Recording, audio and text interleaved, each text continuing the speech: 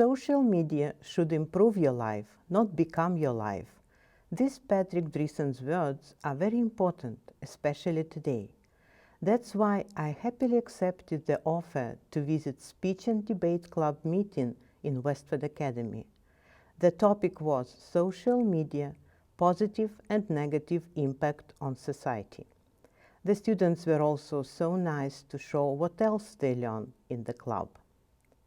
Hi, my name is Varun Shrivastava, and this is Priya Iyengar. So we're going to give you multiple presentations on our typical events. The first one being impromptu, where we give the participants a topic on spot, and they have a couple minutes to prepare and then give a speech. Society surrounds people with the question, who am I? What is my legacy? And what am I doing with my life? People feel the need to find who they will be, that when they die, that people will remember them and they will have a good legacy to leave them. So this relates back to the quote, be not simply good, be good at something, Henry David Thoreau, meaning that people are supposed to apply themselves and be unique to leave a legacy that people will remember them by. This is seen through 3 examples, Alexander Hamilton, Malala, and my personal experience. My first example is Alexander Hamilton. Alexander Hamilton recently had a play, Hamilton, on him. The whole entire play surrounds the question, what is my legacy? Everyone in the play fights to find what their legacy is, and Alexander Hamilton especially is the main part of this. The entire play, he tries to show people that he has something to be, that he has something to leave behind, that his political life is his main priority. Now, we do not remember him as the man who had an affair with Maria Reynolds. We remember him as the man who was the Secretary of the Treasury, one of the founding fathers, and the man who's on the $10 bill. My second example is Malala. Malala is a gigantic icon for young women today. She made sure that girls got education, even though the Taliban was after her. She made sure that she fought for it, and she could have been like, no other girl in my country is fighting for this, so why am I? But she didn't. She fought for it, and she got what she wanted. Now she has a Nobel Peace Prize, and she's recognized for this every day. She could have been like, I'm living a good life, so what should I do now? But she went out from the norm, and now people remember her. She applied herself to something, and she left her legacy. My last example is a personal experience. So around 6th and 7th grade, I thought I was amazing. I was on high honors, and I felt like I was on top of the world. When I saw kids getting awards from Barack Obama, I thought I should be the one getting it. Around high school, reality hit me. I realized that I'm not as good as I thought. Every other kid in my class was working hard. They were getting good grades, and they were doing the same exact as me. Now, from this, I learned that I have to reach out, use my potential to do better. I started volunteering, I started working at this orphanage, and I started applying myself. Now, I could have just thought, well, I'm doing good at school, but I didn't. I worked harder because I want to do good. I want to branch out from everything that I already was. So from the 3 examples of Alexander Hamilton, Malala, and my personal experience, we see that you're supposed to apply yourself in society and in your community because people remember you. Don't be like the others. Branch yourself out and you will be remembered. This relates back to the quote, be not simply good, be good at something, Henry David Thoreau. After this speech, I had a weird feeling. It was nicely done according to skills and rules of speech writing. But it wasn't persuasive. There were too many common words, cliché, which didn't attract me. I felt the lack of concrete examples, facts, proof. I know the student had only 2 minutes to get ready, so it's more like an advice to her. For people to believe you, you need to research deep the historical figure you want to talk about. Explore his or her biography, legacy, quotes. Your speech will sound really strong with facts to back it up. For instance, when you talked about Malala, you could have mentioned that she wants to help girls to get education, but also she loves all people, even her enemy who shot her. In the book I'm Malala, she wrote, "My only regret was that I hadn't had a chance to speak to them before they shot me. I didn't even think a single bad thought about the man who shot me. I had no thoughts of revenge." Her legacy will be the inspiration and courage to learn. From generation to generation, Malala's legacy will go from one girl to another in their wish to be educated and succeed. Most importantly, to do it legally. One more thing I wanted to mention. Society does not ask us what our legacy is. We are supposed to ask this question ourselves. I also think we worry about our legacy not because we want to stand out and to be remembered by other people, but because of the inner will to do something good for people who need. It's just my opinion. Let's go back to the club meeting. So next up is Astha Gupta, who's also a freshman, and her speech topic is "The price of anything is the amount of life you exchange for it," and also by Henry David Thoreau. Do you play a sport? Do you have a hobby?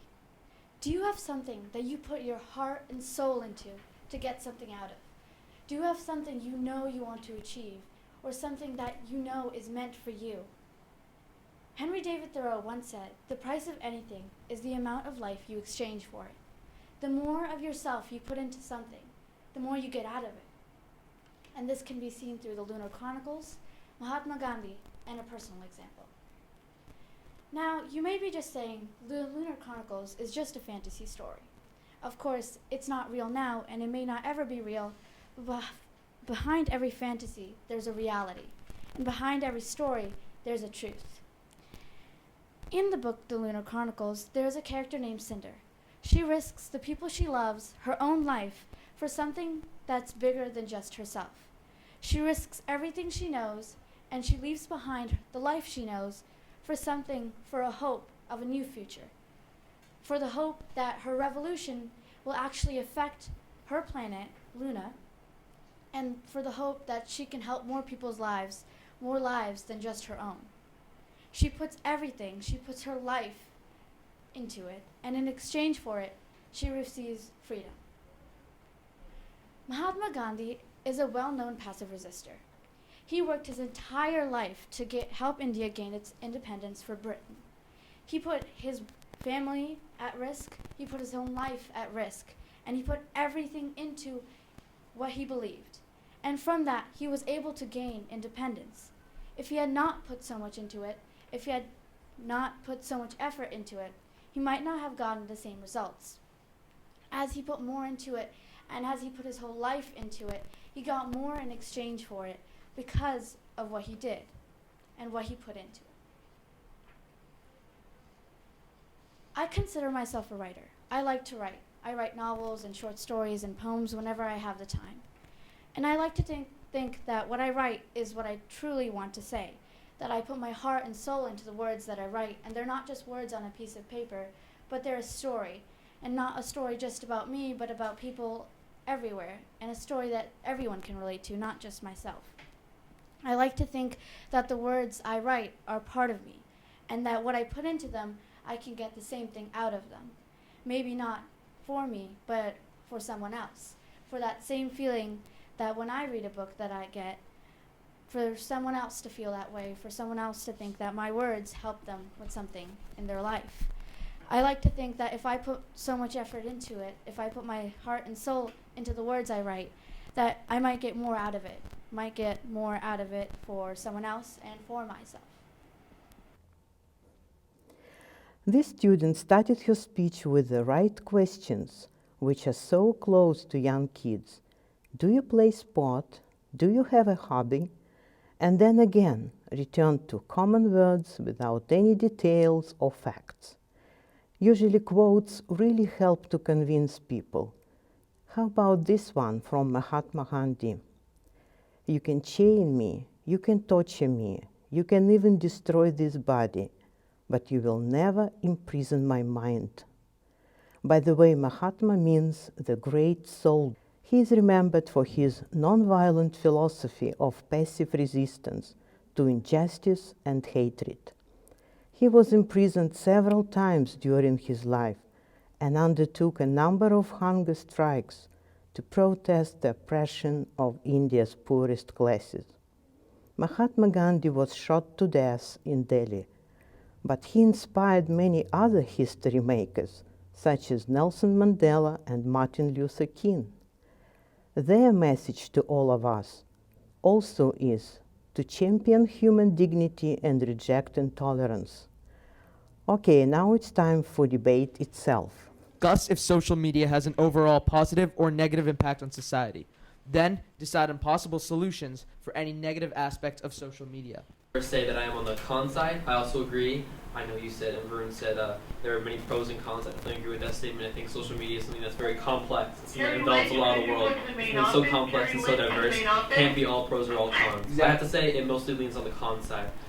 One of the main reasons I say is because of the disconnect from the real world. Whether this be not talking to people face to face and having more face to face time, or losing yourself in online forums or online games, or not online games, but online interactions instead of normal people. I think you lose meeting new people in real life and having real life connections. I disagree with that. On the other hand. I think that while it impedes with personal connections, it impedes with one-on-one connections, I believe that it actually expedites connections worldwide. It lets you talk face-to-face, not face-to-face, but it lets you interact with people across the world.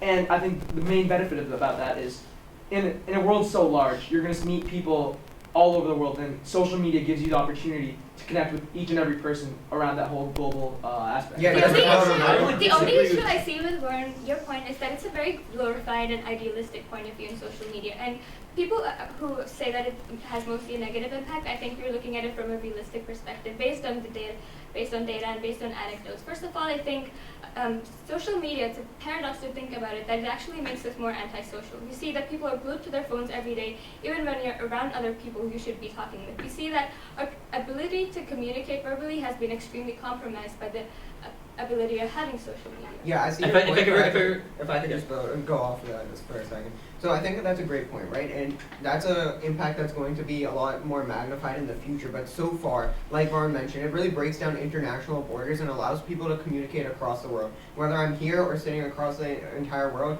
I can still talk to someone and share ideas. And I think that's encouraged collaboration to a whole new aspect. But at the same time, I see your point. And then adding on to that fact, you really have to think about like the whole sparking of new connections. Social media is just, it really gets you connected to, as Varun said, people worldwide. And it's not even like establishing and keeping connections that are already there. It sparks new connections every day. And to build off that, I'll let you go right after I haven't spoken yet, so I feel like I should speak right now. I actually disagree with the fact that social media is antisocial, because there's plenty of forms of social media where you do get to see other people's faces. Snapchat, Instagram, FaceTime. You get to communicate with other people that are across the world. And that's exactly. I'm not finished. Let's finish. You get to communicate with people, from across the world, and you wouldn't have been able to do that beforehand with just a face-to-face contact. You can't have face-to-face contact with a person from Massachusetts. Vern, you talked a lot about meeting people from international. I think that's a common thread between all of this. And I think that it's good to have meet other people from other cultures, but I also think it's very dangerous, because when you're spending all this time with people that you don't know, and people you'll never meet, you lack those real-world connections. And real-world connections can get you jobs, it can get your relationships. You can't have a fulfilling relationship or a fulfilling friendship. I think it was directed at me, so I think I'd like to respond to that. So, while I do agree with you saying that, yes, of course there is a risk, but almost everything has a risk. And I think the benefits of social media outweigh the risk that you present. Not just that, it's not just about meeting new connections. I agree with Priya what she said about how it is an idealistic way of thinking that you will be able to make a lot of new connections with social media. I think it's not just making new connections. I think a lot of it is building off the connections you already have. I just wanted to go back. So, do you mind if I finish real quick? Yeah. So, like Avinash said, there's a lot of social media platforms where you can meet face to face with people. So that kind of negates the whole idea of it makes you antisocial. Because yes, you can communicate face to face and verbally with people all across the world and people you've already met. I just I just wanted to expand most of the scope that we have right now and think about the harmful effects that we had, that Andrew touched upon. And I wanted to talk about the criminal activities that have had an increase because of social media, talking about hate groups that have increased and the invasion of privacy, cyberbullying. And you see that these terrorist organizations use social media to recruit members for their own organizations. And social media, while you think that it has benefits in facilitating good type of connections, it's also so key in for these terrorist groups and facilitating the bad kind of, if I could just finish that one part. So, for example, I want us to also talk about the invasion of privacy. We see that 13 million of Facebook users don't even know about how their privacy rules are being used, and they don't exactly know the data that they're giving up when using Facebook. So we see that most people don't even have enough information or education about how they're giving up their privacy rules. Yeah, but see, the only problem with that is you can look at the negative aspects, but there's so many positive aspects that you're not also seeing. You can look at it from a social perspective, but economically too, and job-wise, the networking of ideas, like there's so many apps like LinkedIn and stuff where people can find new jobs, ideas, different inventions, circulation of ideas, circulation of new inventions, new thoughts. I just want to finish my point that all these businesses can circulate ideas. It goes across the world, and that really I definitely increases. see. I think again that those of you who look on the positive impact are looking at the potential that social media has. But the question specifically asks is social media has had a negative impact, and I definitely think that when people's lives are being put in danger through these criminal activities which are facilitated by social media, I don't think that we can neglect. But at the same time, there's also that aspect where there's been a rise in the ability for Amber Alerts to communicate with people, and for justice departments and police departments as well to socialize with people in their community in order to solve local problems. Yes, on a global scale, I completely agree with you. It has facilitated that terrorism and the rise of hate groups. But at the same time, there's going to be that with any sort of technology, any sort of science advancement. There's going to be people that use it for negative impacts as well. But on the local scale, it's a scalable idea, right? With Amber Alerts, it has to grow, and that's what, like you said, we're looking ahead. And at the same time, but there has been that negative impact. Could I just respond to that? So you were talking about like Amber Alerts and how it is used in like situations of distress, but one negative impact that I wanted to bring up is that it also creates distress when there's none to think about it. For example, in September 2012, there were false rumors about fires and shooting in Mexico City, and it spread so much panic and so many calls into the police station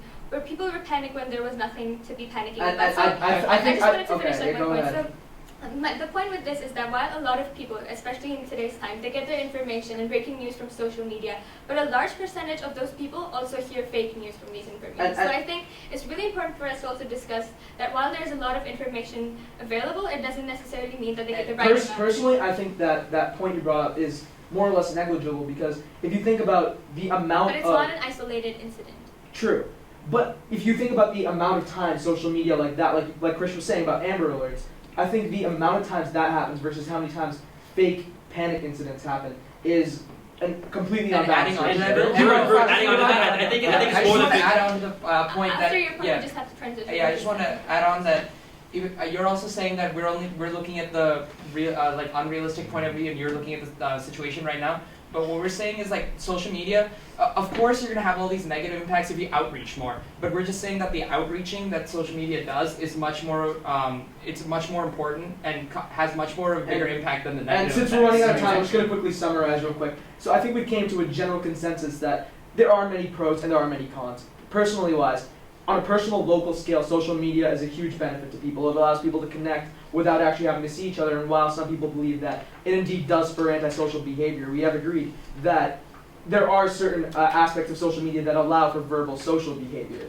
And while there are risks that are presented, that typically happens with outreach, as Abhishek was saying. The first part of the discussion is over. The kids talked about positive and negative impact of social media on society. Well done.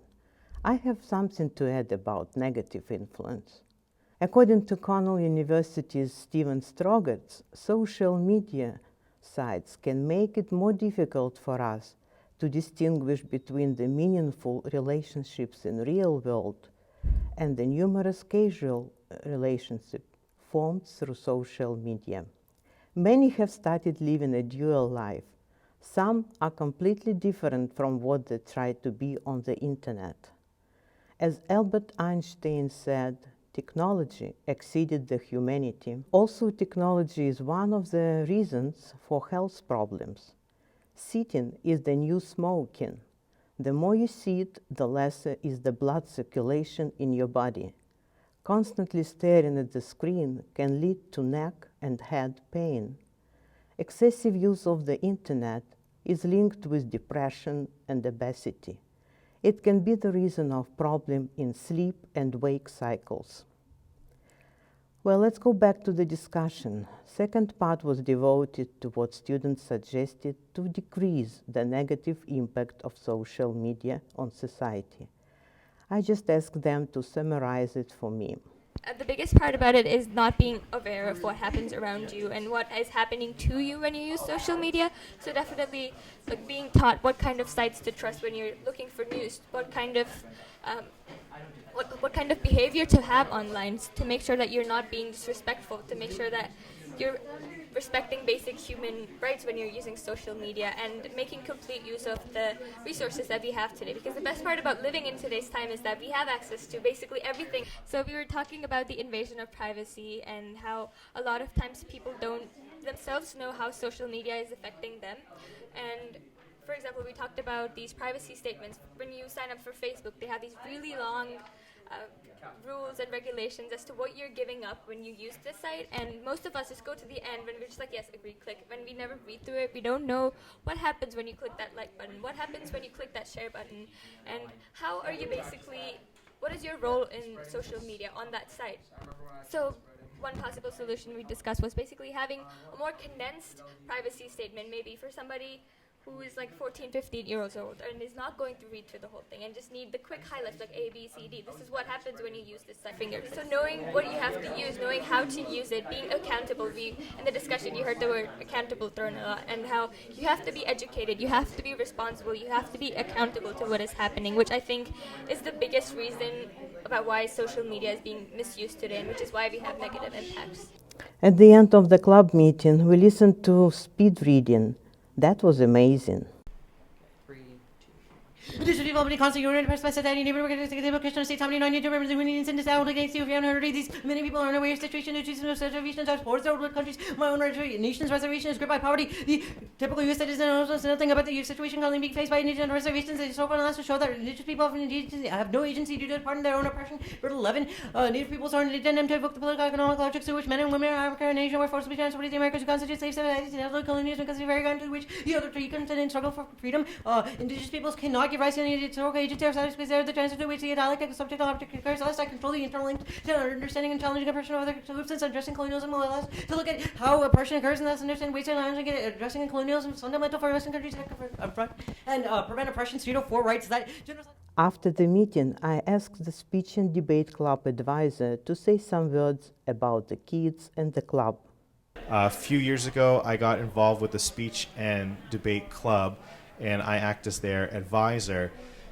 What I really do is sort of just act as an administrative liaison for them. The kids do a lot of the work itself, which is really remarkable to see. They train themselves, they coach themselves because they're the ones who've been and experienced this, and the older upperclassmen, the juniors and seniors, really want to train and help the freshmen and sophomores get better. So this is sort of, for me, a hands-off advisorship where I'm just there to help them with whatever they might need help with, whether it's something as little as reserving a room, or if they need my opinion or advice on something, I'm here for them to give it, but they're the ones who are in charge of the group. And so what they'll do is they'll meet every Tuesday and Thursday, and they'll practice different situations that they might experience when they go to their tournaments. So when they practice their speeches, one of the senior members will give a random quote that they'll ask one of the underclassmen to speak to. And so that's what they'll do. And then they'll talk about afterwards, okay, here are some things that worked really well for your speech. Here are some things that didn't work well. Here are some things that you can try. So it's really a group effort, everyone working together, helping each other to become better at speaking and debating, which is what they do, which I think is great because it's really them owning this group, which is really nice to see. You know, a lot of times kids are a little bit shy to really be proactive, and in this club, that's what these kids do, is if they want something to get done, they go and they do it. So I just kind of sit back and I'm there for any type of support that they might need, but these kids are really the ones who created the club. This club was created years before I came on board. These students were the ones who created it, sort of figured out what their schedule was going to be, decided who they wanted to take charge of the different events. And the main goal for these students is to go to these competitions, to place at these competitions, and ultimately go to the state competition, which is happening in a couple of weeks. So these students, sort of, that's their end goal, and many students so far have earned a right to go to the state competition, which is wonderful. I wish the very best to kids in their competitions. As for all social media users, I want to say, no one in real life would like you, but do share your happiness no matter what. Your family members and fewer friends in present life will stay forever.